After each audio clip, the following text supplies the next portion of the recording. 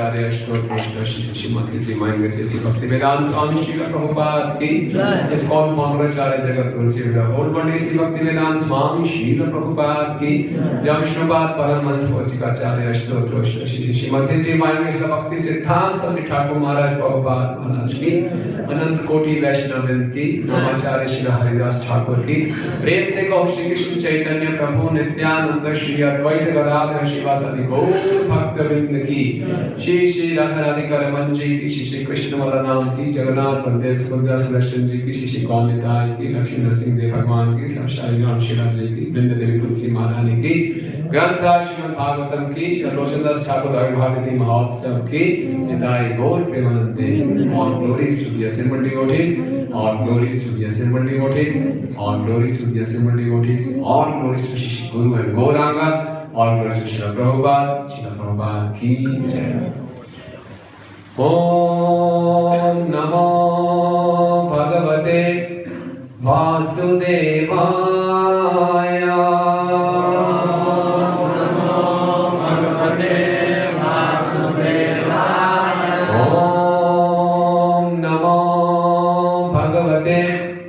वासुदेवाय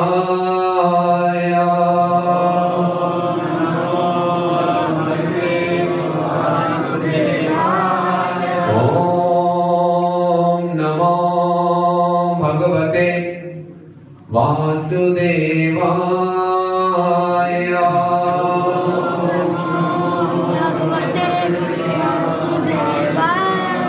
नारायणं नमस्कृत्यं नरं चैव नरोत्तमं देवीं सरस्वतीं व्यासं ततो जयमुदीरये नष्टप्रायेषु भद्रेषु नित्यं भागवतसेवया भगवती उत्तम श्लोके भक्तिर्भवति नैष्ठिकी कृष्णाय वासुदेवाय देवकी नन्दनाय च नन्दगोपकुमाराय गोविन्दाय नमो नमः। ओम अज्ञानतिमिरन्धस्य ज्ञानाञ्जनशलाकया चक्षुरुन्मिलितं येन तस्मै श्रीगुरुवे नमः। श्रीचैतन्यमनोभीष्टं स्थापितं येन भूतले स्वयं रूप तदा मह्यं ददामि स्वपदान्तिकं। वन्देऽहं श्रीगुरो श्रीयुतपदकमलं श्रीगुरुं वैष्णवांश्च श्रीरूपं साग्रजातं सहगण रघुनाथान्वितं तं सजीवं साद्वैतं सावधूतं परिजनसहितं कृष्ण चैतन्यदेवं श्रीराधा कृष्णपादान् सहगण ललिता श्रीविशाखान्वितांश्च। हे कृष्ण करुणा सिन्धु दीनबन्धु जगत्पते गोपेश गोपिकान्त राधा कान्त नमस्तुते। तप्त कांचन गौरांगी राधे वृंदावनेश्वरी वृषभानुसुते देवी प्रणमामि हरिप्रिये। वाञ्छाकल्पतरुभ्यश्च कृपा सिन्धुभ्येव च पतितानां पावनेभ्यो वैष्णवेभ्यो नमो नमः। जय श्री कृष्ण चैतन्य प्रभु नित्यानंद श्री अद्वैत गदाधर श्रीवासादि गौर भक्तवृंद। हरे कृष्णा कृष्णा कृष्णा हरे हरे हरे राम राम राम हरे हरे। नमो विष्णुपादाय कृष्ण पृष्ठाय भूतले श्रीमते भक्तिवेदांत स्वामिनिति नामिने। नमस्ते सारस्वते देवे गौरवाणी प्रचारिणे निर्विशेषा शून्यवादी पाश्चात्य देशधारिणे।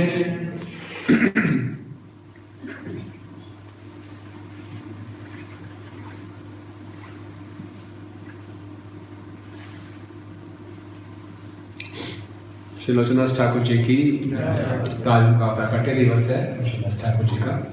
तो ये भजन हमने गाया परम करुणा बहुत हुई जन निदान गौर चरण, इसका अनुवाद करते हैं। श्री गौरचंद्र तथा नित्यानंद प्रभु दोनों ही परम दयालु हैं। ये समस्त अवतारों के शिरोमणि एवं आनंद के भंडार हैं। तुम दृढ़ विश्वास पूर्वक श्री चैतन्य महाप्रभु और नित्यानंद प्रभु का भजन करो। विषयों को त्याग कर इन दोनों के प्रेम रस में डूबकर मुख से हरि हरि बोलते रहो। देखो भाई, इस त्रिभुवन में इतना दयालु अन्य कोई नहीं है। इनका गुणगान सुनकर पशु पक्षियों का हृदय भी द्रवित हो जाता है तथा पाषाण भी विदीर्ण हो जाता है। मैं तो संसारिक विषयों में ही रमा पड़ा रहा और श्री गौर नित्यानंद के चरण कमलों में मेरी रुचि नहीं जागी। लोचनदास कहते हैं कि अपने दुष्कर्मों के कारण ही यम के दूत मुझे इस दुख का भोग करा रहे हैं।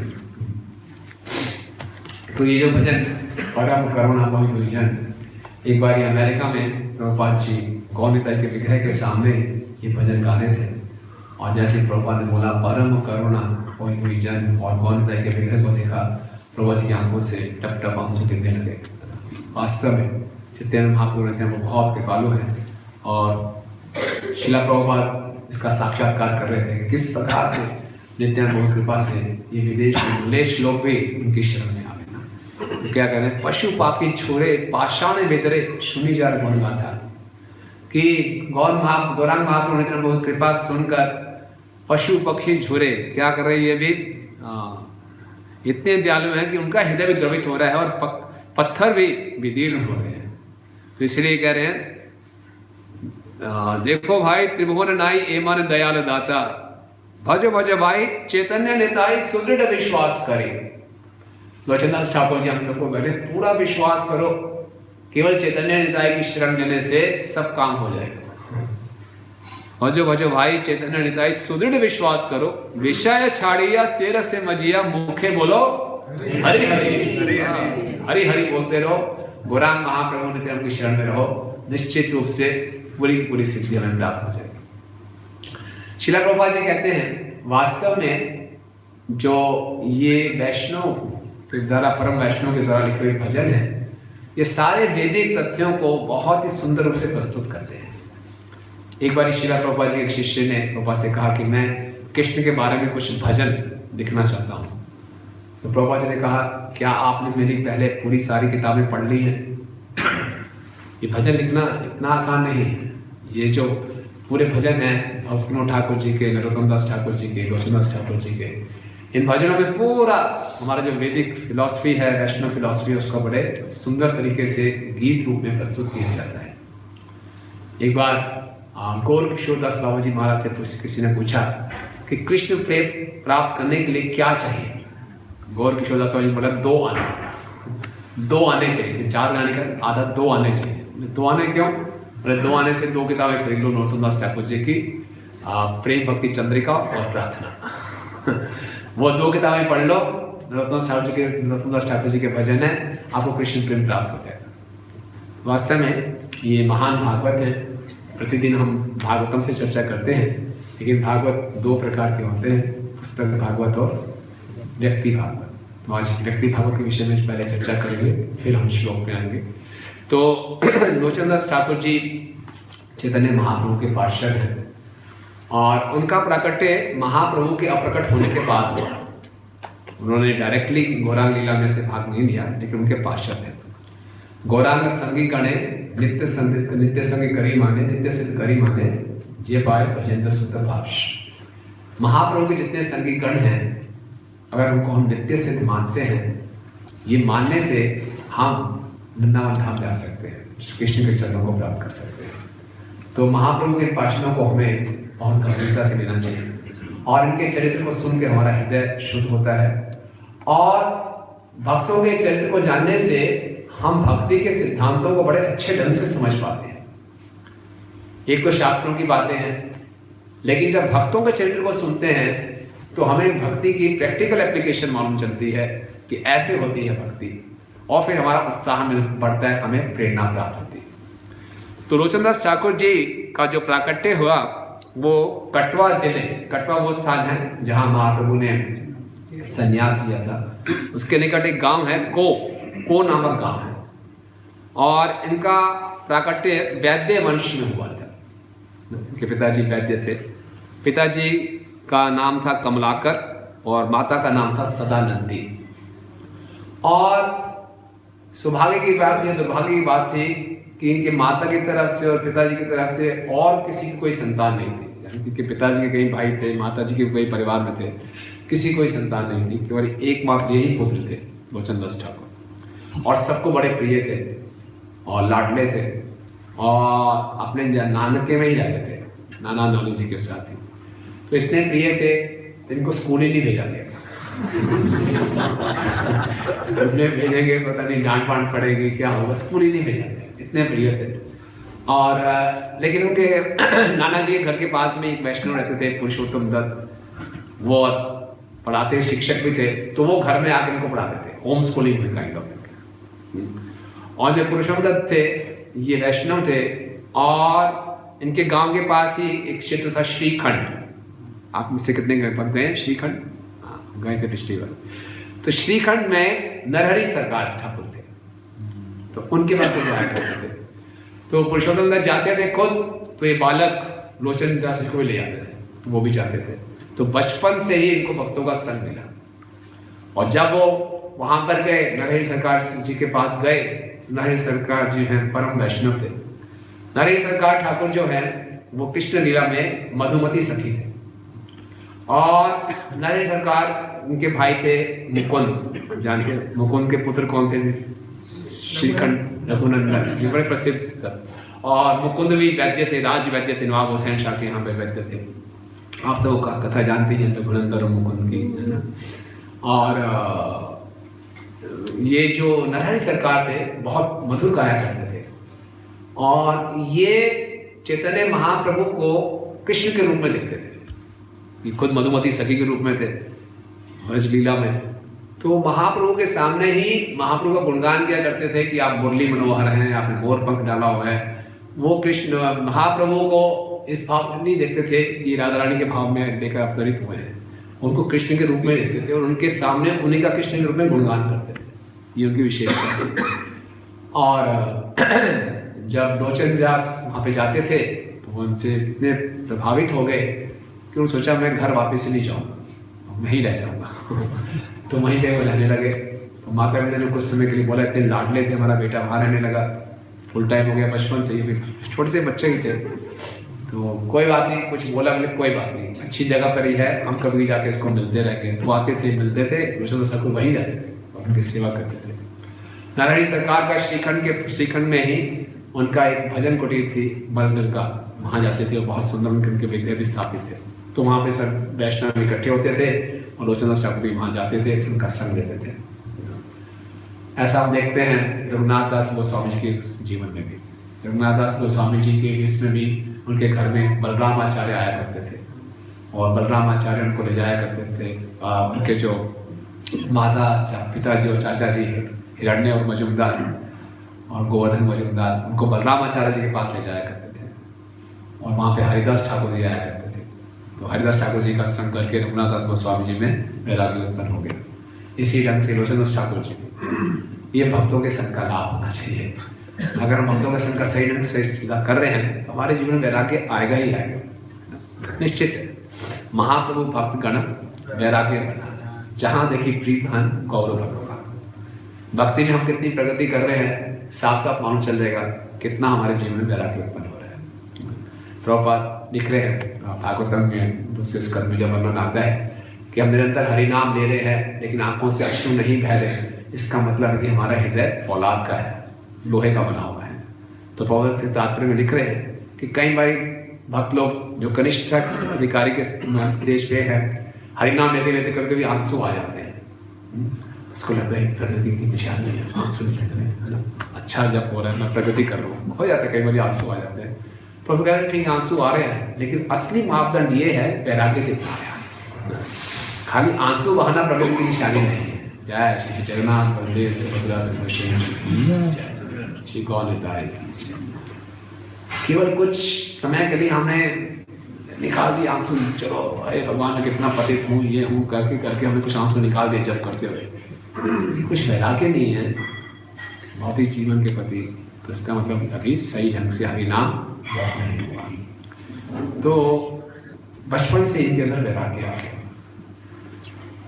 उस समय क्या हुआ करता था, वैदिक संस्कृति में बाल विवाह होता था, बचपन से विवाह करते थे, 5-6 साल के होते थे विवाह कर देते थे।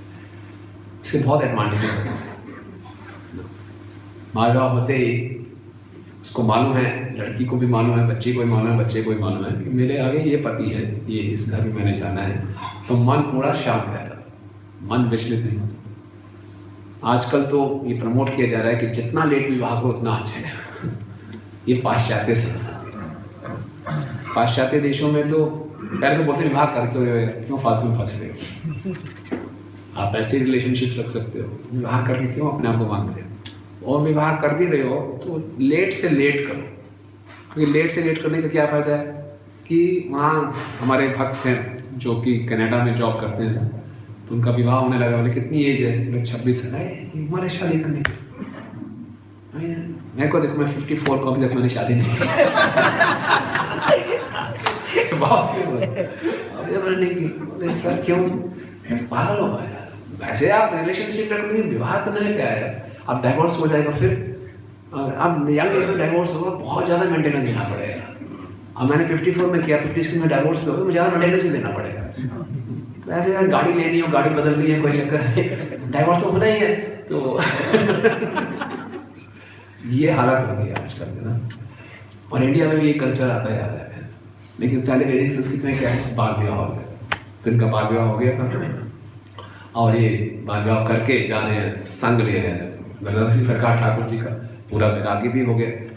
अब लड़की वालों में लड़की बड़ी हो गई, अब घर में थी अपने माँ बाप के, अब घर में जाना ही है, विवाह तो हुआ हुआ है, ऐसा नहीं कि विवाह लेके मुकर गए, विवाह हुआ हुआ है।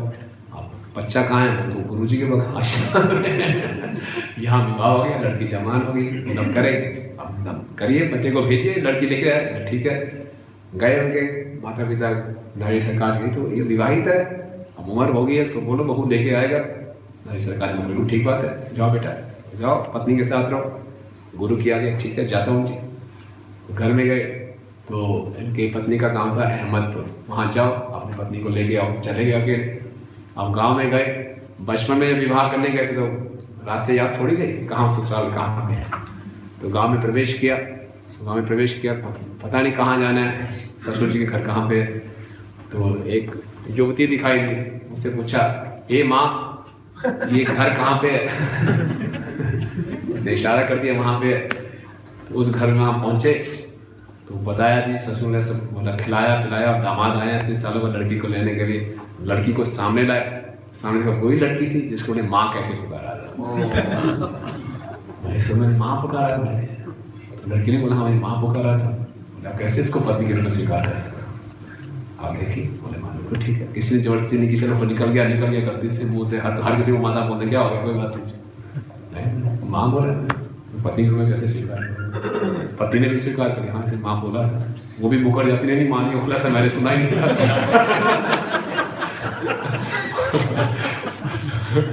उसने भी स्वीकार कर लिया। देखो कितना फायदा होगा सही भाषा का उपयोग करने में। ये है कल्चर ऑफ स्पीच। अगर सही शब्द मुख से निकल जाए उसका बहुत लाभ है। और इसी ढंग से कहते हैं ये संस्कृति थी। क्या संस्कृति है, एक बार ही शब्द निकल गया माँ, मातृवत परद्वारेषु, दूसरी स्त्री को माँ के समान देखना, और माँ शब्द बोलना भी, और बोलना भी और ऐसे भाव भी रखना। कई कई कैजुअली बोलते हैं माता जी बस, माता जी कहते हैं तो माता जी वो मेरी माँ के समान है, और इसी से हमारा शुद्धिकरण होता है, और ये कितनी बड़ी उनकी रक्षा हो गई सोचिए। और ये संस्कृति थी। हम देखते हैं महाभारत में पढ़ते हैं, जब सब पांडव द्रौपदी का स्वयंवर में लेके आए, तो कुंती महारानी को बोला हाँ पुरस्कार लेकर आए, तो फिर कुंती महारानी बांट लो आपस में। माँ ने बोल दिया बांट लो, तो बांटना है, ऐसा नहीं है। जो शब्द निकलते थे उसकी वैल्यू की जाती थी। आजकल तो शब्द भी हैं, लिखित भी है, कुछ उसकी वैल्यू नहीं है। तो ये है प्राण जाए पर वचन ना जाए। आजकल के हमारे बुद्धिमान लोग बोलते हैं प्राण जाए पर वचन ना जाए। जब प्राण ही चले जाएंगे वचन रख के क्या करोगे? अगर प्राण ही चले गए, ये कौन सी फालतू की बात है, प्राण जाए पर वचन ना जाए। जब अगर प्राण ही चले गए तो वचन की क्या वैल्यू है? प्राण बचाओ पहले। तो आजकल तो इस बात पे जोर दिया जाता है। तो इस प्रकार से उन्होंने माँ बोला और बोले ठीक है मेरी माँ के समान है, उससे भी स्वीकार कर लिया। और ये वापस आ गए नारी सरकार जी के आश्रम में और अपना पूरा वैराग्य का जीवन बिताया। और इन्होंने बहुत सी पुस्तकें लिखी, इनकी कई पुस्तकों का जो नाम है दिया गया है। इन्होंने भी एक पुस्तक लिखी, प्रार्थना, दुर्लभ सार, पदावली, जगन्नाथ वल्लभ नाटक, रास पंचाध्यायी का पदानुयात। और इन्होंने जब नरहरि सरकार जी ने उस समय चैतन्य महाप्रभु अप्रकट हो चुके थे, नरहरि सरकार ने इनको बोला कि आप चैतन्य महाप्रभु विषय में लिखो। और कहाँ से लिखें? उस समय ना तो चैतन्य भागवत जो वृंदावन दास ठाकुर जी ने लिखी है वो प्रकट हुई थी, ना ही चैतन्य चरितामृत। और महाप्रभु के विषय में केवल एक ही ग्रंथ था जो कि मुरारी गुप्त जी ने लिखा था, चैतन्य चरित महाकाव्य, चैतन्य चरित महाकाव्य। और ये संस्कृत में था, तो बंगाल में ज़्यादा इतना प्रसिद्ध नहीं था। तो नरहरि सरकार जी ने उनको बोला कि आप चैतन्य चरित महाकाव्य को रेफर करो और मैं भी आपको कुछ बताऊंगा और इसके विषय में आप लिखो। तो उन्होंने लिखना शुरू किया और लिखा भी तो काव्य रूप में लिखा, और पांचाली छंद कहते हैं उसमें लिखा। तो उसको लिखकर जब तक इन्होंने इस ग्रंथ को लिखा, उस ग्रंथ का नाम भी इन्होंने क्या? चैतन्य मंगल। चैतन्य मंगल मतलब कि जिसको चैतन्य महाप्रभु विषय में पढ़ के सुन के हमारे जीवन में मंगल हो जाए। तो जब तक उनका ग्रंथ पूर्ण हुआ तब तक वृंदावन दास ठाकुर जी ने भी अपना ग्रंथ लिख लिया था, और वृंदावन दास ठाकुर जी ने भी अपने ग्रंथ का नाम चैतन्य मंगल रखा हुआ था। उनका नाम भी चैतन्य मंगल और इनका नाम भी, ग्रंथ का नाम चैतन्य मंगल। और ये फिर अपने ग्रंथ को वृंदावन दास ठाकुर जी के पास लेकर गए। अब सोचिए आज की मॉडर्न कॉन्टेक्स्ट में इसको देखिए कि एक व्यक्ति ने पीएचडी कर ली और वही थीसिस लेके उसी सब्जेक्ट का नाम सेम दूसरा ले आया, लड़ाई झगड़ा हो जाएगा ना, मैंने पहले लिखी कुछ, सब लड़ाई झगड़ा हो जाएगा। लेकिन ये वैष्णव कल्चर था कि उन्होंने लिखी चैतन्य मंगल, मैंने भी लिखा हुआ है और आपने भी चैतन्य मंगल लिखा हुआ है। तो दोनों आपस में इन्होंने सलाह मशवरा किया और फिर लोचन दास ठाकुर जी के ग्रंथ का नाम चैतन्य मंगल रहा। बाद में वृंदावन ठाकुर जी के नाम, ग्रंथ के नाम का दिया चैतन्य भागवत, है ना। क्योंकि वृंदावन व्यास चैतन्य लीला वृंदावन व्यास, महाप्रभु की लीला के लिए जो वृंदावन दास ठाकुर जी थे वो व्यासदेव के अवतार माने जाते हैं, तो इसलिए उनके ग्रंथ का नाम हो गया चैतन्य भागवत। फिर भी चैतन्य भागवत और चैतन्य मंगल में अंतर है। क्या अंतर है? जो चैतन्य मंगल ग्रंथ है ये रसात्मक ग्रंथ है, रस के विषय में। इसमें बहुत इमोशंस हैं, इसमें उन लीलाओं का वर्णन है जिसमें चैतन्य भागवत और चैतन्य चरितामृत में नहीं है। चैतन्य भागवत में मुख्यतः महाप्रभु की बाल लीलाओं का ज़्यादा वर्णन है, कुछ जगन्नाथपुरी की भी लीला है, नित्यानंद प्रभु की कुछ लीलाएं हैं, लेकिन वर्णात्मक है, वर्णन किया गया लीला का और फिलॉसफी भी है उसमें। और चैतन्य चरितामृत में महाप्रभु की अंत्य लीला का ज़्यादा वर्णन है और उसमें भी फिलॉसफी है। लेकिन चैतन्य मंगल में कोई फिलॉसफी नहीं है। चैतन्य मंगल में केवल इमोशंस, फीलिंग्स, इसका खाली वर्णन आता है। और चैतन्य मंगल में वो प्रसिद्ध लीलाएं हैं महाप्रभु की जो बाकी दो ग्रंथों में नहीं पाई जाती। इसमें से विशेषकर एक लीला है जब महाप्रभु संन्यास लेने गए तो महाप्रभु और विष्णु प्रिया के बीच में जो संवाद होता है वो बहुत मार्मिक वर्णन है चैतन्य मंगल में। उसके अलावा हमारे गुरु महाराज परम पूज्य गोपाल कृष्ण महाराज अक्षर चैतन्य मंगल से एक लीला सुनाते हैं कि पिल्ले की कथा है ना। निमाई एक बार अपने घर में एक पिल्ला ले आए थे, निमाई पंडित, और सच्ची माता ने बोला था कि हम ब्राह्मण परिवार से हैं, हम अपने घर में पिल्ला नहीं रखेंगे, बाहर ले जाओ। पिल्ला आते ही घर में सब चीज़ें दूषित हो जाती है। घर में कुत्ता रखने से वो हर चीज़ दूषित कर देते हैं। और भक्ति रसायन सिंधु में भी बताया गया भगवान को कुछ भोग लगा रहे हैं और उसको किसी कुत्ते ने देख लिया तो उसको भोग भी नहीं लगा सकते। और यहाँ लोग घर में कुत्ते को रखते हैं, कैसे भगवान को भोग लगाएंगे? तो हम ब्राह्मण हैं, इसको मत रखिए। तो महाप्रभु ने बोला नहीं, अगर एक पिल्ला नहीं रहेगा तो मैं भी नहीं रहूँगा। बोले कैसे? चलो ठीक है, तुम बड़े स्नान करके आओ, जाओ गंगा में स्नान करके आओ। निमाई जब गंगा में स्नान करने गए तो सच्ची माता ने पिल्ले को छोड़ दिया। जब महाप्रभु वापिस आए देखा पिल्ला नहीं है तो बड़े रोए, बहुत जिद्दी थे महाप्रभु, बहुत उद्दंड, बहुत शोर मचाया, कहाँ गया मेरा पिल्ला? तो ढूंढने गए, नवदेव की मार्केट में गए तो वहाँ देखा भीड़ लगी हुई है, सब लोग खड़े हुए। तो निमाई बीच में गए, देखे पिल्ले दोनों हाथ खड़े करके आंखों से आंसू बहा रहे हैं, हरी हरी कह के सबके सामने भगवत धाम वापस चला गया। तो ये बात टाइम चैतन्य मंगल में आता है। और इसके अलावा उस जो संन्यास से पहले उनकी जो विष्णु प्रिया के साथ वार्तालाप उसमें आती है। तो चैतन्य मंगल जो ग्रंथ है, इसमें इसके प्रारंभ में ही लोचनदास ठाकुर जी कह रहे हैं, वंदे बशी वृंदावन दास एक चित्ते, जगत मोहित यार भागवत गीते। मैं एक चित होकर श्री वृंदावन दास ठाकुर को सादर प्रणाम करता हूँ, जिनका ग्रंथ श्री चैतन्य भागवत सारे जगत को आकर्षित करता है। ये है वैष्णव कल्चर कि एक लेखक अपने ग्रंथ में दूसरे लेखक की प्रशंसा कर रहा है। आप चैतन्य चरितामृत में भी देखेंगे कृष्णदास कविराज गोस्वामी भरपूर भूरी प्रशंसा कर रहे हैं वृंदावन दास ठाकुर जी की। ऐसा नहीं कि हम तो अपने ग्रंथ को श्रेष्ठ बताएंगे, वैसा बता रहे हैं।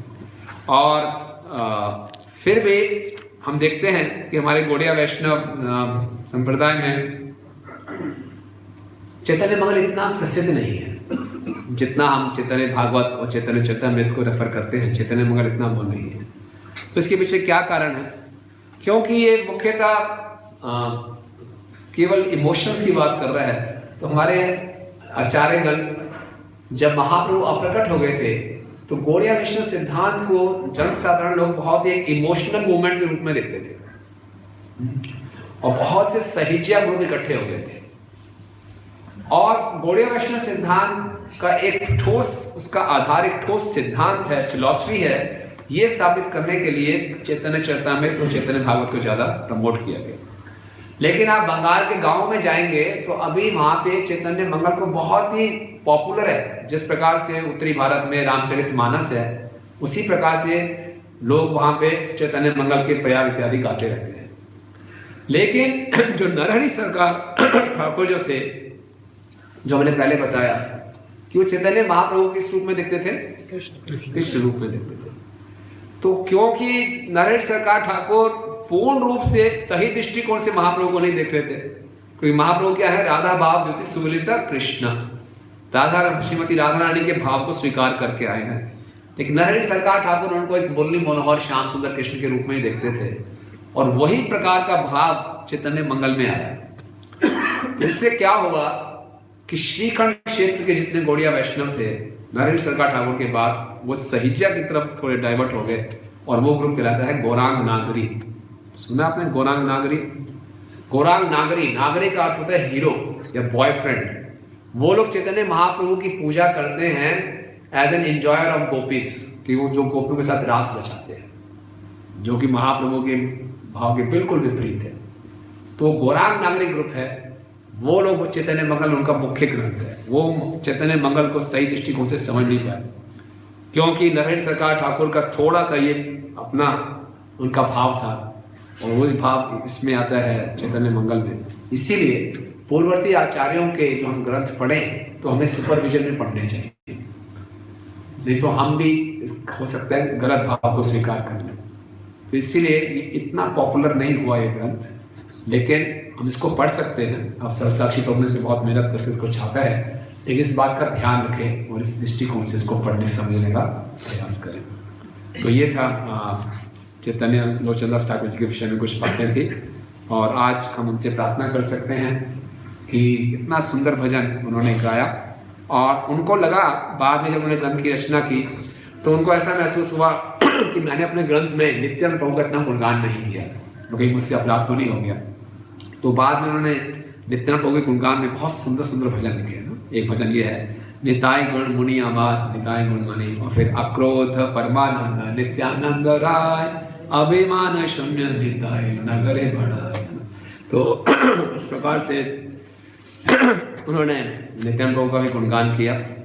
और आज देखिए हमारे जो भक्ति है पूर्ण रूप से पूर्ववर्ती आचार्यों की कृपा पर निर्भर है और उनसे हम कृपा की याचना करें कि जिस प्रकार से उनके हृदय में इतना वैराग्य था और गौरांग महाप्रभु को भी इतना प्रेम था, हमारे हृदय में भी गौरांग महाप्रभु नित्यानंद प्रभु के चरणों के प्रति प्रेम उत्पन्न हो, है ना। और कितने सुंदर भाव से गा रहे हैं कि भजो भजो भाई चैतन्य नित्राई सुदृढ़ विश्वास करें, कि बड़े विश्वास के साथ हम जो है नित्यानंद प्रभु चैतन्य महाप्रभु के भजन में जुड़े और हरि हरि बोले। क्योंकि कई बार हम सोचते हैं ये चैंटिंग, डांसिंग एंड फिस्टिंग करने से हम भगवत धाम थोड़ी चले जाएंगे। नहीं, यही आंदोलन है हमारा, है ना। सब अवतार सार शिरोमणि केवल आनंद कंद, ये आनंद कंद है, ये अनथिंकेबल है, अचिंत्य। ऐसा कैसे, इतना आनंद, केवल आनंद पाते पाते हम भगवत धाम वापस जा सकते हैं। बस क्या करना है, गौरांग महाप्रभु नित्यानंद प्रभु को केंद्र में रखना है और केवल चैंटिंग, डांसिंग, फेस्टिंग करते हुए, आनंद पाते हुए, यहाँ भी आनंद और ऊपर भी आनंद। Journey is as good as destination. आनंद ही आनंद है। और जो लोग निराकार ब्रह्म की पूजा करते हैं वो क्या कर रहे हैं, उनकी जर्नी भी क्लेशपूर्ण है और डेस्टिनेशन भी क्लेशपूर्ण है। ये हमारा संकीर्तन आंदोलन है, आनंद से भरा है। सब अवतार सार शिरोमणि केवल आनंद का। तो हम भी इसको रियलाइज कर सके, इसका पूरा लाभ उठा सके, ये हम लोचनदास ठाकुर से प्रार्थना कर सकते हैं। लोचनदास ठाकुर जी भगवान की कृष्ण लीला में ये लोचना सखी हैं, और वो लोचना सखी जो है मधुमती सखी, जो कि गुरु नारायण सरकार ठाकुर हैं, उनके अंतर्गत भगवान की सेवा में जुड़ी हुई है। और इनकी समाधि आप जाएंगे तो 64 समाधि क्षेत्र, जो आप वृंदावन में जाते हैं, गोपीनाथ मंदिर है, गोपीनाथ मंदिर के पीछे ही है 64 समाधि क्षेत्र, वहाँ पे उनकी समाधि है। ठीक है, श्री लोचनदास ठाकुर जी की जय। तो अब हम कुछ मिनट बचे हैं चैतन्य चरितमृत से जो चल रहा है प्रसंग, आदि लीला अध्याय 1 श्लोक संख्या 59 और 60। इस अध्याय का नाम है गुरु वर्ग। तो इससे पहले हमने चर्चा की इस अध्याय में कि गुरु की क्या महत्वता है और गुरु कितने प्रकार के होते हैं, उस सब की चर्चा की। शिक्षा गुरु, दीक्षा गुरु, चेत गुरु और परमात्मा भी अंदर गुरु हैं। और जब परमात्मा किसी जीव का उद्धार करना चाहते हैं तो उस जीव के सामने गुरु के रूप में प्रकट होते हैं। ये सब गुरु की महिमा की चर्चा की। और आदि गुरु कैसे, भगवान ने स्वयं किस प्रकार से ब्रह्मा जी के हृदय में ज्ञान प्रकट किया। तो ब्रह्मा जी के हृदय में ज्ञान प्रकट किया, फिर चतुश्लोकी श्रीमद् भागवतम पे चर्चा हुई होगी। और उसके बाद फिर चतुश्लोकी भागवतम के बाद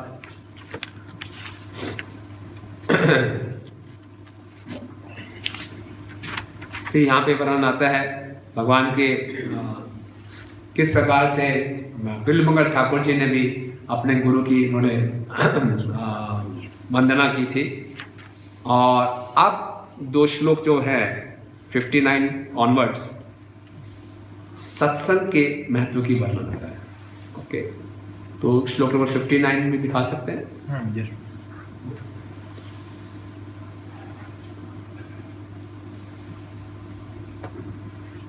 जय जय श्री चैतन्य जय नित्यानंद, जय जय श्री चैतन्य जय नित्यानंद, जय जय श्री चैतन्य जय नित्यानंद, जय जय श्री चैतन्य जय नित्यानंद, जय द्वैत चंद्र जय भक्त वृंद, जय द्वैत चंद्र जय भक्त वृंद, जय द्वैत चंद्र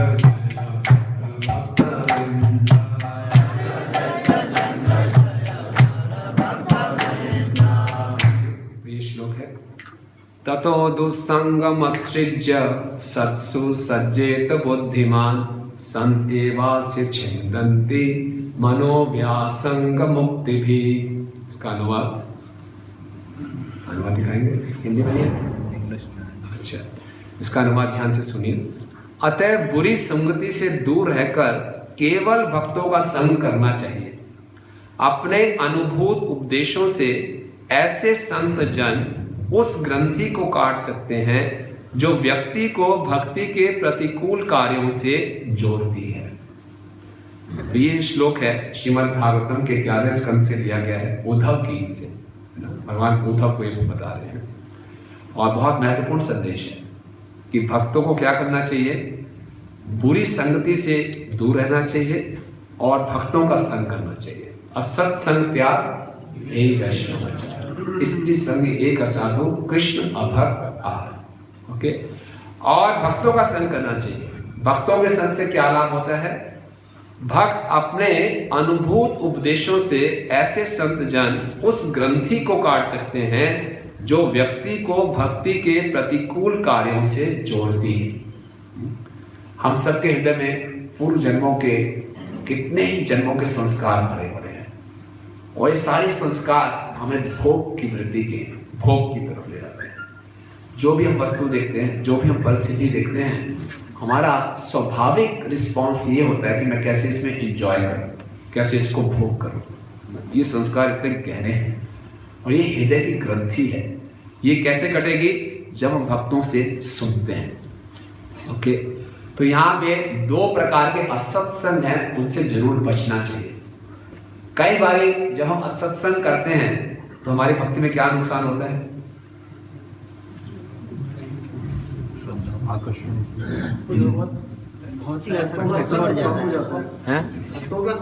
एक तो टाइम वही है, अपने भक्तों का संग कर लिया तो भक्तों के संग के लिए टाइम नहीं बचेगा, और श्रद्धा कमजोर पड़ जाती है, अनफेवरेबल डिजायर्स आती हैं, हमारे लाइफ की प्रायोरिटीज चेंज हो जाती है।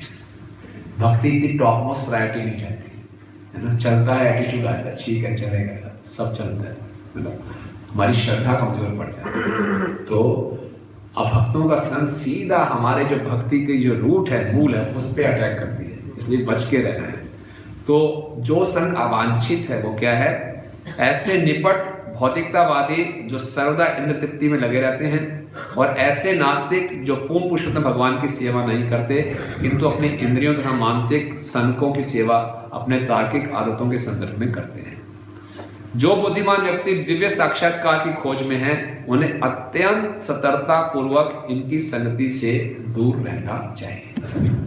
बहुत ही सतर्क रहना चाहिए कि मैं असत्संग ना करूं। ओके, अगला श्लोक। अब क्या करें फिर? भक्तों के संग में कैसे संग करें और कैसे हमारी भक्ति में वृद्धि होती है? ये बहुत सुंदर श्लोक है, जो प्रसिद्ध श्लोक है, आपसे कई भक्तों को ये याद भी होगा। सतां प्रसंगान् मम वीर्य संविदो, भवन्ति हितकर्णरसायना कथा, तदजोषनादाशु अपवर्गवर्त्मनि, श्रद्धारतिर्भक्ति अनुक्रमष्यति।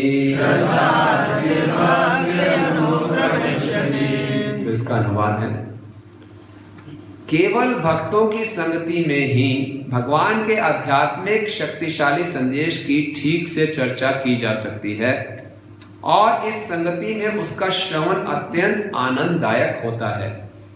भक्तों से श्रवण करने पर दिव्य अनुभव का यह मार्ग तुरंत खुल जाता है, और धीरे धीरे उस ज्ञान में मनुष्य की दृढ़ श्रद्धा उत्पन्न हो जाती है, जो क्रमशः आकर्षण एवं भक्ति में परिणित हो जाती है।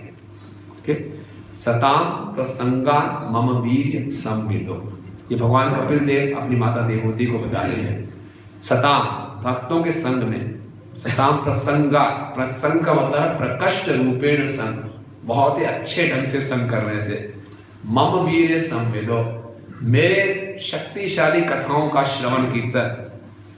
भवन्ति हितकर्ण रसायना कथा, ऐसी जो कथाएं हम सुनते हैं वो हमारे हृदय को भी आनंद देते हैं और कानों को भी आनंद देते हैं, बहुत अच्छी लगती है। भक्तों के संग में हम जब भगवान का गुणगान करते हैं तो आनंद की अनुभूति होती है। बहुत ही हितकर्ण रसायन है, टॉनिक कथा।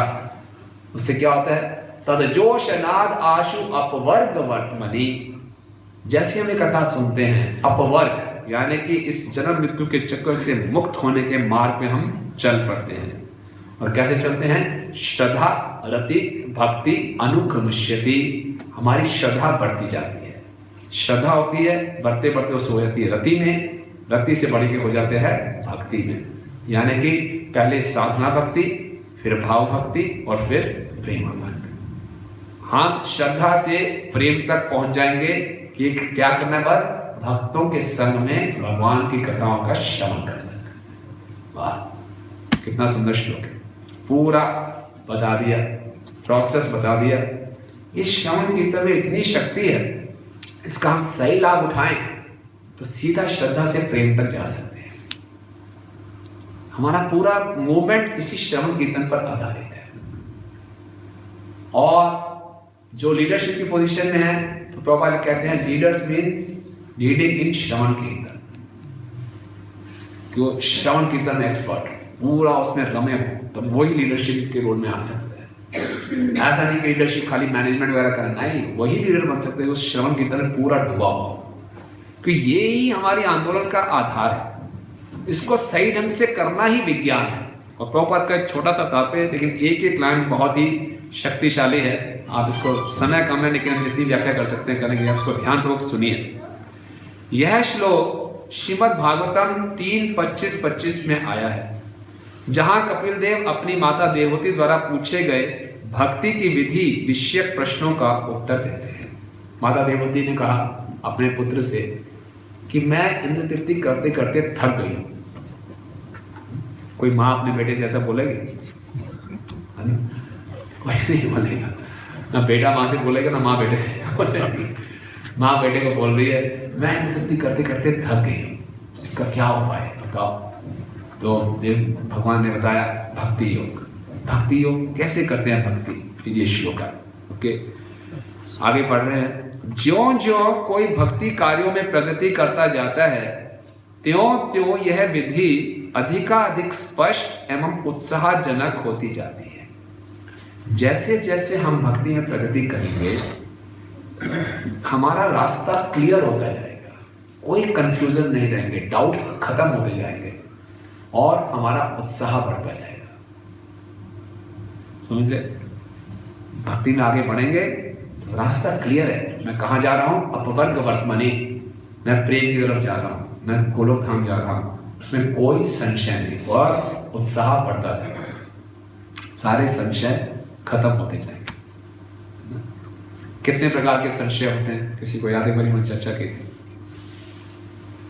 एक साधक को किस किस प्रकार के संशय होते हैं।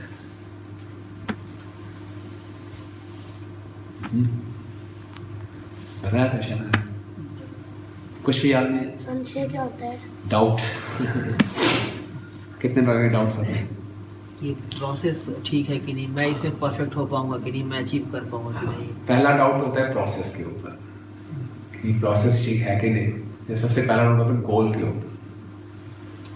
मूर्ख तो नहीं बना रहे लोग मुझे, भगवत धाम जाएंगे, भगवत धाम जाएंगे, है भी कोई भगवत धाम जगह है भी है कि नहीं है, कृष्ण वास्तव में वहाँ पे है कि नहीं, ये डाउट होता है। ओके, पहला डाउट गोल के ऊपर, प्रयोजन के ऊपर। दूसरा डाउट होता है प्रोसेस के ऊपर कि प्रभुपाद लिख रहे हैं खाली 16 माला जप करो, 4 नियम पालन करो, भगवत धाम पहुँच जाओगे, ये है कि नहीं है, इसमें डाउट होता है। तीसरा डाउट होता है शास्त्रों के ऊपर, ये पता नहीं ठीक है गलत, क्या लिखा हुआ है, किसने लिखा है ये। चौथा डाउट सबसे खतरनाक, अपने आप पे। चलो ठीक है, शास्त्र भी ठीक है, प्रोसेस भी ठीक है, गोल भी ठीक है, मैं नहीं कर पाऊंगा, तो मेरी हालत बहुत खराब है, मैं एक स्पेशल जीव हूँ, इस पे श्रवण कीर्तन की दवाई काम नहीं करेगी। इतने साल से ट्राई करूँ, कुछ तो होने दो, आगे भी नहीं होगा, पूरा विश्वास है, मन में है विश्वास, पूरा है विश्वास, हम नहीं होंगे काम है। हम नहीं जा सकते भगवान का, सब चले जाएंगे, मैं नहीं जा।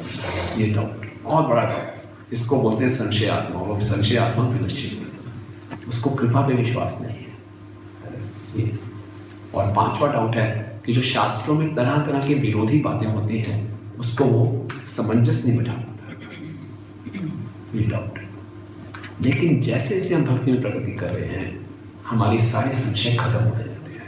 यस, भगवत धाम जाएंगे, यस, कृष्ण परम पुरुषोत्तम भगवान है, यस, प्रभुपाद की पुस्तकों को पढ़ के, प्रभुपाद की इंस्ट्रक्शंस को फॉलो करके मैं पहुंच जाऊंगा। हाँ, मैं बहुत पतित हूँ, लेकिन कृपा पे पूरा विश्वास है। मैं अगर श्रवण कीर्तन में लगा रहूँगा, अपने सारे अनर्थों से ऊपर उठ जाऊंगा और पहुंच जाऊंगा।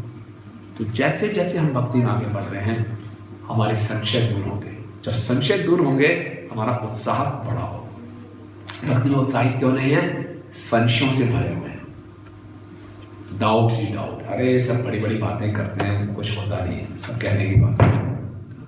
कुछ समय के बाद भक्ति में ऐसा एटीट्यूड आ जाता है, अरे सबको देखा, ऐसा कुछ अपना ही नुकसान कर रहे हैं, अपना नुकसान कर रहे हैं। संशय आए तुरंत क्लियर कीजिए, तुरंत। सम्यक रूपेण शम्यति, संशय का मतलब है संशय क्या करता है, हृदय में जाके लेट जाता है, पूरा फैल जाता है महाविष्णु की तरह, और वहां पे आपकी श्रद्धा की कोई जगह नहीं बचती, श्रद्धा को लात मार के बाहर निकाल। इसीलिए संशय को रखना, संशय आना गलत बात नहीं है, संशय को बनाए रखना और इसी को कंसोलिडेट करते रहना। देखा मैंने कहा ऐसे ही है, यहाँ पे तुरंत उसको क्लैरिफाई कीजिए, आगे बढ़िए, आगे बढ़िए। तो जैसे जैसे हम भक्ति में आगे बढ़ रहे हैं उत्साह बढ़ेगा और मार्ग अधिकाधिक स्पष्ट होता जाएगा। त्यों तो यह विधि अधिकाधिक स्पष्ट एवं उत्साहजनक होती जाएगी। जब तक मनुष्य को गुरु के उपदेशों के पालन से यह आध्यात्मिक उत्साह प्राप्त नहीं हो पाता, तब तक प्रगति करना संभव नहीं होता। जब तक हम भक्ति के मार्ग में इस प्रकार से उत्साहित नहीं होंगे, हम कैसे प्रगति करेंगे? बहुत ही जगत में एक ढीला ढाला व्यक्ति बिजनेस सही नहीं कर सकता, नौकरी में भी प्रगति नहीं करे, कहीं नहीं कर सकता, तो भक्ति में कैसे प्रगति कर लेगा? और उत्साह कैसे आ रहा है? भक्तों के संग में गुरु के आदेशों का पालन करना। जब तक मनुष्य के गुरु के उपदेशों के पालन से आध्यात्मिक उत्साह प्राप्त नहीं हो पाता, तब तक प्रगति करना संभव नहीं होता।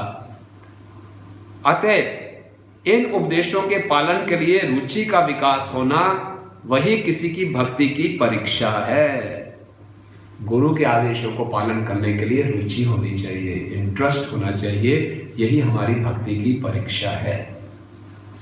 एक एक लाइन, एक एक शब्द बहुत इंपॉर्टेंट है। अब घर में जाके इसको दोबारा से जरूर पढ़िए। अभी कुछ लोगों को नींद आ रही है, कुछ थके हुए हैं, देख रहे 9 बज के, फटाफट ठीक है फिर आगे बढ़ो, लेकिन एक एक लाइन बहुत इंपॉर्टेंट है, बहुत इंपॉर्टेंट लाइन है। बढ़ूँ आगे कि क्लोज कर दूँ? तो ध्यान से सुनिए, बहुत इंपॉर्टेंट एक शब्द है कि इन उपदेशों के पालन के लिए रुचि का विकास होगा। गुरु के आदेशों को बहुत गंभीरता से लेना चाहिए। गुरु के आदेश मतलब भक्ति लता बीज, वही भक्ति लता बीज, वही कृपा है।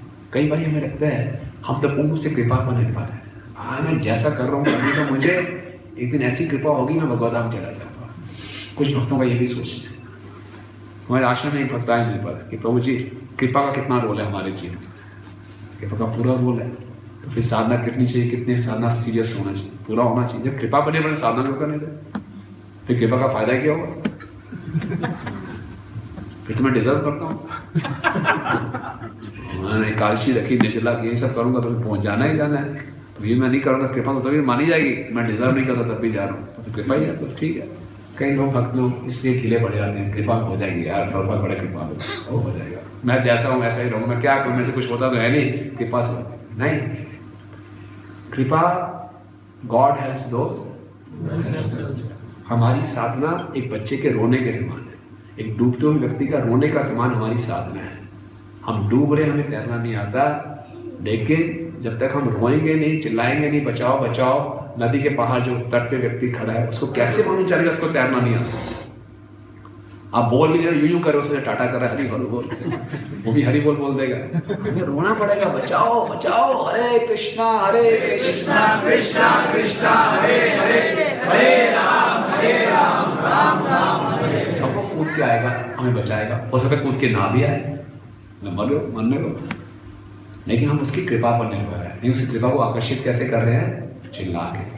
तो गुरु के आदेश के हैं, चिल्लाओ, साधना अच्छे ढंग से करो, इसमें रुचि उत्पन्न करो, इसको बोझा मत समझो। Morning programme means morning programme. गुरु के आदेशों को बहुत गंभीरता से लेना चाहिए। गुरु के आदेश हमें प्राप्त होते हैं उनके प्रवचनों में, प्रभुपाद के आदेश हमें प्राप्त होते हैं उनके तात्पर्यों में।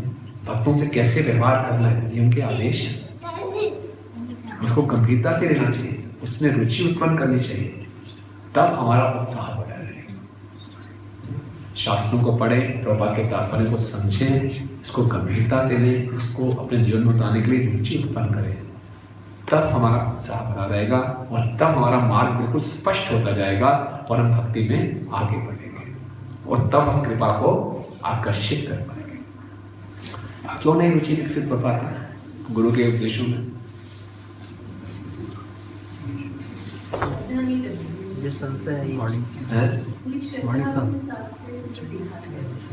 हम क्यों नहीं दिखाते श्रद्धा?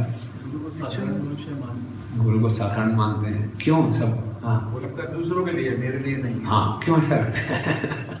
संशय रहता है मुझे। संशय। मॉर्निंग साधना स्ट्रांग नहीं है और भक्तों का संग हाँ, तो क्यों नहीं करते मॉर्निंग साधना स्ट्रॉन्ग इतना सुनने के बाद? सिंसियर नहीं है। हाँ, आलस। दो प्रॉब्लम है, आलस और फॉल्स ईगो। बहुत बड़ी प्रॉब्लम है भक्ति में।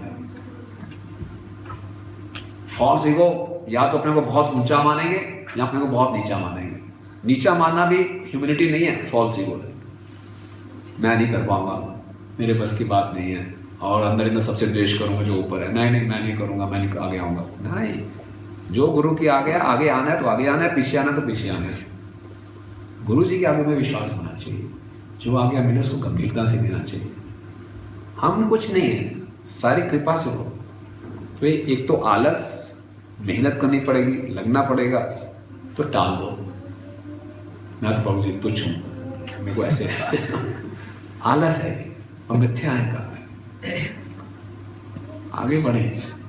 अभी हम जलंधर में थे गुरु महाराज के साथ, किसी ने पूछा कि आलस को कैसे जीते हैं, है ना? तो महाराज तो ऐसे बहुत धीरे धीरे बोल रहे थे, महाराज जोर से चले, आलस को मारो तमाचा। महाराज चौड़क जोर से बोल रहे हैं, आलस को मारो तमाचा। जब आलस है तमाचा मारो, आलस है चलो, फिर मारो है, ऐसे बोलो, खड़े हो जाओ। यस, आलस को मारो तमाचा खूब जोर से। और मिथ्या अहंकार, मैं नहीं कर सकता, ये नहीं कर सकता, कुछ नहीं। शक्ति बुद्धिहीन हमें आते दिन, कर्मो रे आत्मसात, योग्यता विचारे किछु नाही पाए, तोमार करुणा सार। करुणा ना हईबे कांदिया कांदिया, प्राण ना राखिबे यार। गुरुदेव कृपा बिंदु दिया, करो दासे तृणापेक्षा दीना। प्रार्थना करनी चाहिए प्रभुपाद जी से, गुरु महाराज से प्रार्थनाएं करनी चाहिए। आलस को हमें त्यागना है, तो यही भक्तों का संग है, एक दूसरे को उत्साहित करें। हमें कोई भक्त डाउन हो रहा है उसको ऊपर उठाएं, है ना? ये है। फिर आगे बता रहे हैं, अतएव इन उपदेशों के पालन के लिए रुचि का विकास होना वह किसी की भक्ति की परीक्षा है। ये हमारी परीक्षा की घड़ी होती है, उसमें हमने रुचि दिखानी है, उत्साहित दिखाना है। उत्साह नहीं है, उत्साहित हो जाओ, उत्साहित हो जाओ, आलस को मारो तमाचा, खड़े हो जाओ। और अपनी योग्यता पर विश्वास नहीं, गुरु की कृपा पे विश्वास करो। राइट? प्रारंभ में योग्य गुरु से भक्ति विज्ञान के श्रवण द्वारा विश्वास उत्पन्न करना चाहिए। श्रवण खूब करना चाहिए। ये संबंध ज्ञान की कमी है। हम लोग पढ़ते कम हैं, सुनते कम हैं, इसलिए हमारी बीमारी बनी हुई है। पढ़ने में भी आलस, सुनने में भी आलस, बीमारी को बनाए रखना चाहते हैं। कैसे ठीक होंगे? अपने आप से प्रश्न पूछें, प्रभु क्या कर रहे हो आप? क्या कर रहे हो? इस प्रोसेस में है तो पूरे उत्साह से रहे ना। क्या क्या दिक्कत क्या है? क्यों नहीं हम श्रवण में उत्साह दिखा रहे? क्यों नहीं हम अध्ययन में उत्साह दिखा रहे? यही दवाई है। जितना ज्यादा सुनेंगे उतनी हमारी श्रद्धा पक्की होगी। अच्छे ढंग से सुनेंगे, पढ़ेंगे, समझेंगे, चर्चा करेंगे। भक्तों के संग में संग तभी होगा जब कुछ सुना हो, पढ़ा हो, उसको डिस्कस करने की इच्छा होगी। कुछ सुना नहीं, कुछ पढ़ा नहीं, तो क्या होगा? प्रजल्पा होगी। वो नहीं है सताम प्रसंगा, वो नहीं रहेगा श्रद्धा भक्ति अनुक्रमिष्यति। उसमें डाउनफॉल ही होगा, उसमें अपराध ही होंगे, उसमें फ्रस्ट्रेशन ही होगी। तो क्या है? पढ़ना है। इसलिए लिखा है कि प्रारंभ में तो खासकर योग्य गुरु से भक्ति विज्ञान के श्रवण द्वारा विश्वास उत्पन्न होना चाहिए। तत्पश्चात जैसे जैसे वह भक्तों की संगति करता है और गुरु की शिक्षाओं को अपने जीवन में उतारने की चेष्टा करता है, वैसे वैसे भक्ति संपन्न करने के कारण उसकी सारी गलत धारणाएं और अन्य अवरोध दूर हो जाते हैं। एक बारी थ्योरी क्लियर हो गई, संबंध ज्ञान क्लियर हो गया, अब उसको अपने जीवन में उतारने का प्रयास करेगा। जीवन में उतारेगा तो रिजल्ट दिखाई देंगे, तो श्रद्धा बढ़ेगी। प्रैक्टिकल रियलाइजेशंस होंगे, थियोरेटिकल बात नहीं रहेगी। सही ढंग से श्रवण नहीं किया, सही ढंग से अध्ययन नहीं किया, इंस्पिरेशन ही नहीं है, प्रेरणा ही नहीं है अपने जीवन में उतारूं, तो सारी चीज़ें थियोरेटिकल रहती हैं, ये खाली किताबी बातें हैं। और मैं भी वहीं का वहीं, आगे भी वहीं के वहीं। ओके, जैसे जैसे वह भगवान के संदेशों का श्रवण करता रहता है, वैसे वैसे भगवान की दिव्य सेवा के प्रति प्रबल अनुराग उत्पन्न होता रहता है। और यदि वह इस प्रकार दृढ़ भाव से आगे बढ़ता है तो उसे निश्चित रूप से पूर्ण पुरुषोत्तम भगवान का रागानुरूप स्वतः स्फुरित प्रेम प्राप्त हो जाता है। तो यही प्रोसेस है, भक्तों के संग को बड़े अच्छे ढंग से करें, प्रकष्ट रूपेण करें, इंटीमेटली करें, फॉर्मेलिटी के लिए भक्तों के संग में ना आए। हमारा भक्तों का संग बड़ा सुपरफिशियल है ना, हम दूसरे के बारे में इतना जानते भी नहीं हैं और आते हैं तो केवल ऊपर ऊपर की बातें सोशलाइज किया है, हरे कृष्णा हरि बोल चले गए, ना कोई हृदय खोला, ना कोई कथा की चर्चा, ना कुछ। तो कैसे हमारा हृदय बदलेगा? जब इसमें जो आनंद मिलता है, जो रसायन मिलता है, तब हमारे भौतिक आकर्षण कम होंगे। जब भक्ति में रसायन ही नहीं मिल रहा, टॉनिक ही नहीं मिल रहा, तो पुराने संस्कार हमें भौतिक आकर्षण की तरफ खींचेंगे। तो रसायन कैसे मिलेगा? श्रवण कीर्तन से, भक्तों के संग में सुनना है। इसके लिए जो हमारा जो अहंकार है उसको मारो लात, क्यों सुनूं मैं, क्यों पढ़ूं, और जो आलस है उसको हटाओ, तभी रसायन मिलेगा। रसायन नहीं है तो वो पुराने संस्कार हैं, और जितनी बार हम पुराने संस्कारों में जाएंगे और गहरे होते जाएंगे, और हम अंधे कुएं में धंसते चले जा रहे हैं। प्रोसेस तो यही है। तो इसलिए ये बहुत महत्वपूर्ण श्लोक है, और मैं आपसे रिक्वेस्ट करूँगा प्लीज़ इसको हम दोबारा इसको पढ़ें, जाके इसमें मनन करें। एक एक लाइन, एक एक शब्द बहुत अच्छा है। धन्यवाद आप सबका। हरे कृष्णा। किसी कोई प्रश्न या टिप्पणी है? क्वेश्चन और कमेंट्स? यस बताइए।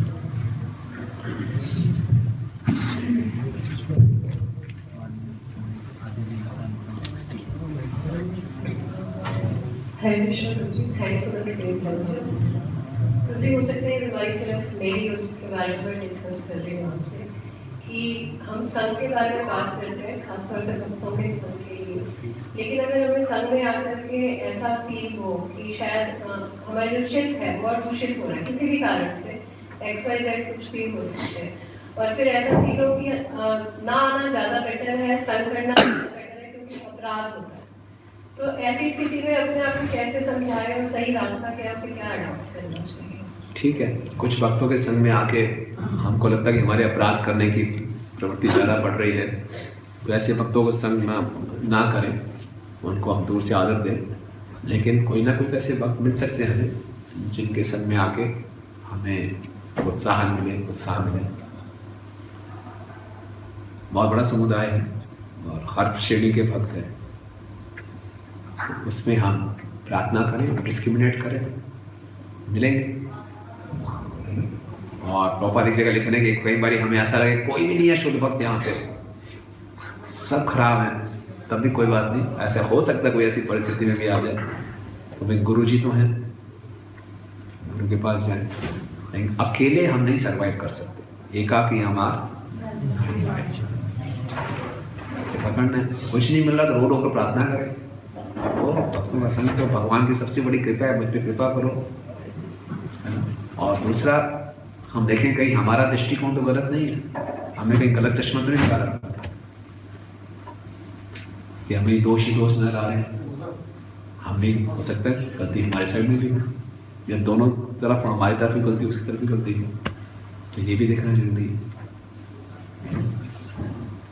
क्योंकि दोष तो सब जगह होंगे, लेकिन भक्तों के संग का लाभ उठाना है तो सबसे अच्छा तरीका है उनके गुणों को देखना, तभी उनसे हम सही ढंग से सुन पाएंगे। अगर खाली दोषों को ही देखते रहेंगे, हमें किसी से भी श्रवण में रुचि नहीं आएगी। अरे ये तो ऐसी बात कहने वाली बातें हैं, उससे तो यहाँ तो कोई भी बोलता है, बोलने में क्या है। हम ये नहीं कह रहे कि वक्ता को अपने आचरण पे ध्यान नहीं देना चाहिए, देना ही चाहिए, लेकिन एज ए श्रोता हमें उसके गुणों को ही देखना चाहिए, क्योंकि हमें तो अपना फायदा लेना है, अपने फायदे के बारे में सोचें। तो इस प्रकार से ये समझना पड़ेगा कि श्रवण के महत्व को, भक्तों के संग को, ये किन प्रकार है हमें इसका लाभ उठाना है। हेल्प माने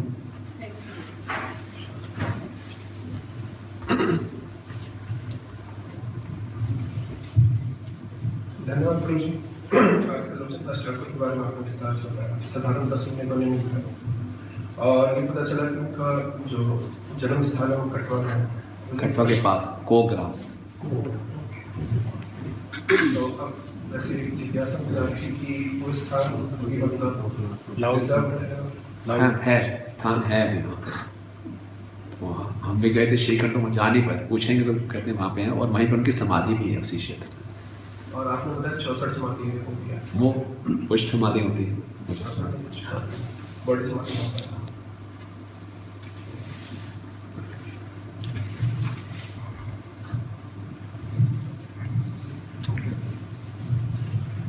Thank you, sir, for the wonderful class. Just want to say one thing, just like today is the appearance of Lochondas Thakur. So these appearance days keep on coming. So, and there are so many things that are recommended which we should do, that like we should sing their song, we should chant more on, we should read about them. But on a practical level, job के साथ में तो सब कुछ करना बहुत heavy लगता है, already 16 rounds reading है. So what's the best thing we should do on these days? या तो आविर्भाव तिरुभाव दिवस का सबसे अच्छा लाभ कैसे उठा सकते हैं? एक तो है उनके बारे में चर्चा करें और उनसे खूब प्रार्थनाएं करें। इन दिनों में वैष्णव और कृपालु हो जाते हैं और डायरेक्टली हम उनसे प्रार्थना कर सकते हैं। और जो हमारे भक्ति में हमें संघर्ष चल रहे हैं उनसे निवारण के लिए उनसे हम भीख मांग सकते हैं। उनकी शिक्षाओं पर ज़्यादा ध्यान दे सकते हैं, उनकी शिक्षाओं पर, उनके चरित्र में से जो सबसे प्रेरणात्मक चीज़ हमें मिली उस पर मनन कर सकते हैं, उसके लिए हम प्रेरणा ले सकते हैं। ये है, तो it won't take much time. अगर आप एक्स्ट्रा राउंड्स नहीं कर सकते एटलीस्ट ये तो हम कर ही सकते हैं। It won't take much time. Bhaktivinoda Thakur ji अपने हरिनाम चिंतामणि बताते हैं कि वैष्णव के आविर्भाव और तिरुभाव दिवस को अगर हम उत्साहपूर्वक मनाते हैं तो हरिनाम में जो हमारा विक्षेप का रोग है कि मन जो इधर उधर भागता है वो नियंत्रित हो जाता है इसका। तो जितने वैष्णव ठाकुर वैष्णव भक्तों के आविर्भाव दिवस को उत्साह से मनाएंगे उतना हमारा जप में बहुत अच्छे लगेगा।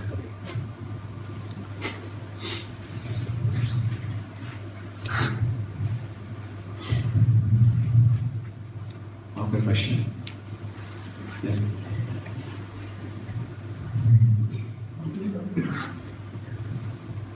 पहले माता जी।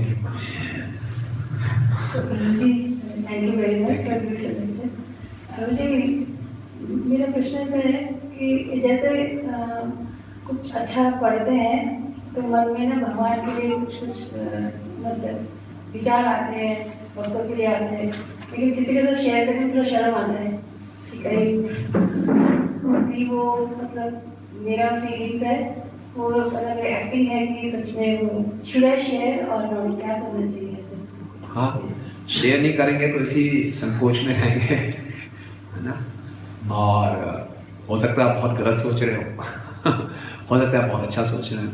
ओके, तो सबसे शेयर मत कीजिए क्योंकि हर कोई आप अप्रिशिएट नहीं कर पाएगा, बट ऐसे कोई मैच्योर भक्त होने चाहिए जिनसे आप शेयर कर सकें, उनसे शेयर करना चाहिए। यही गुह्यम रेखा की पिछती है कि मुझे ये अनुभूति हो रही है, कितना ठीक है, कितना वो है, तो हम मार्गदर्शन में प्राप्त होता है। तो जैसे आपने कहा कि भक्तों के संग करना चाहिए, और तो मुझे हमारे जैसे भक्ति में आगे बढ़ने के लिए सबसे बड़ा बाधा होता है जब हम भौतिक संसार में स्ट्रगल कर रहे होते हैं क्योंकि धन नहीं कमाना है, परिवार, ये बार बार मेरे क्वेश्चन रहता है, लेकिन एक्चुअली इससे प्रॉब्लम बहुत होती है। तो उसमें क्या है कि टाइम की कमी हो जाती है, फिर आलस का ना नींद पूरी होती है ना काम पूरी होती है, तो उसमें कैसे करें? देखिए माता जी, एक होता है टाइम स्पेंड करना, एक होता है क्वालिटी टाइम स्पेंड करना। जितना भी हम कर रहे हैं तो क्वालिटी टाइम करने का प्रयास करें, और क्वालिटी टाइम तभी स्पेंड कर पाएंगे जब हमने अपने जीवन में कुछ हमने श्रवण किया हो, कोई अध्ययन किया हो, तभी हम क्वालिटी टाइम स्पेंड कर पाएंगे। तो प्रायोरिटाइज करेंगे तो हो जाएगा, इसको प्रायोरिटी देनी पड़ेगी। हमारी भक्ति के लिए सबसे सुरक्षित स्थान है भक्तों का संग। अगर हम भक्तों के संग को सही ढंग से कर रहे हैं, हम भक्ति में हमेशा सुरक्षित हैं। तो इसको टॉप मोस्ट प्रायोरिटी हमें देनी चाहिए, कैसे भी अपने जीवन को ढालें, ये इस पे हम कंप्रोमाइज ना करें। ये हर एक इंडिविजुअल होगा कैसे प्रायोरिटाइज करना है। भक्ति का मतलब ही है भक्तों का संग। इसी में भक्ति का जन्म होता है, इसी में भक्ति का वृद्धि होता है, पोषण होता है।